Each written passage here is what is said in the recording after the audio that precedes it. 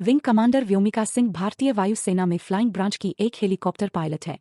उनकी निष्ठा और कुशलता के लिए उन्हें व्यापक पहचान मिली, खासकर जब उन्होंने 2025 में ऑपरेशन सिंदूर के मीडिया ब्रीफिंग का नेतृत्व किया।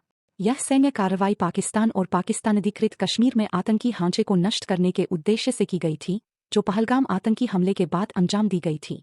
लखनऊ में जन्मी व्योमिका का नाम ही मानो उनके भविष्य की ओर इशारा करता है। आसमान की बेटी। उन्होंने स्कूल और कॉलेज के दिनों में राष्ट्रीय कैडेट कोर (एनसीसी) में सक्रिय भागीदारी की, जहां से उनके अनुशासन और सेवा भाव की शुरुआत हुई।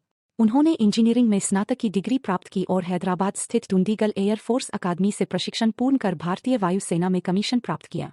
व्योमिका ने 18 दिसंबर 2004 को एक हेलीकॉप्टर पायलट के रूप में अपने सैन्य करियर की शुरुआत की।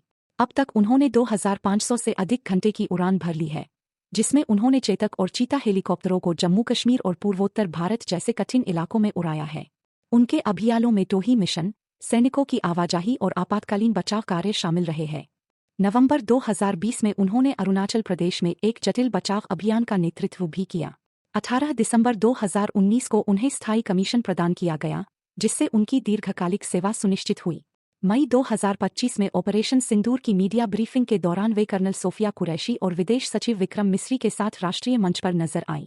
व्योमिका अपने परिवार की पहली महिला है जिन्होंने सशस्त्र बलों में कदम रखा। वे एक वायुसेना अधिकारी से विवाहित है। उनके 2 बहनों में एक, भूमिका सिंह, यूके में वैज्ञानिक है और दूसरी है निर्मलिका सिंह। उनके माता-पिता दोनों सेवानिवृत्त शिक्षक हैं। पिता वनस्पति शास्त्र के अध्यापक रहे हैं और उनके जीवन मूल्यों और दृष्टिकोण में उनका गहरा योगदान रहा है। पेशेवर जीवन के अलावा व्योमिका को पर्वतारोहण में भी रुचि है। उन्होंने माउंट मनीरंग अभियान में भाग लेकर अपने साहसी स्वभाव का परिचय भी दिया।